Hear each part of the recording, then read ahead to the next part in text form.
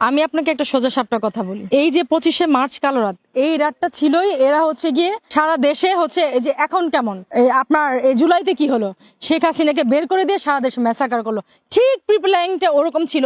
আমি তো এই কথাটাই আপনাদেরকে বলতে চাই যে 71-এ যা ঘটেছিল, শেখ মুজিবুরকে যেভাবে করে সরিয়ে রেখে দেশে ম্যাসাকার করতে চেয়েছিল, same time same day and same collapse আমাদের মধ্যে হচ্ছে যে শেখ হাসিনাকে দেশ থেকে বের করে দিয়ে পুরো দেশের অবকাঠামোকে এরা নষ্ট করে দিয়েছে। এই কয় মাসে তাদের ফ্যামিলি প্ল্যানিং হয়েছে, তাদের বউ বাচ্চা হয়েছে, অভাব অভিযোগ মিটে গেছে, তারা কই এখন? দুই একজন ছাড়া তারা কই এখন?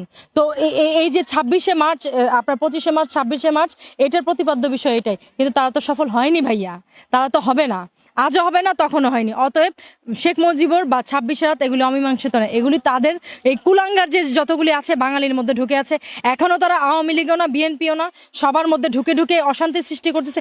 এই কুলাঙ্গারগুলিকে চিহ্নিত করে বের করতে হবে। এই কুলাঙ্গারগুলি যতদিন বের না হবে এই দেশে এগুলি লেগেই থাকবে। এরা না বিএনপি না আওয়ামী লীগ, আমার চোখে দেখা।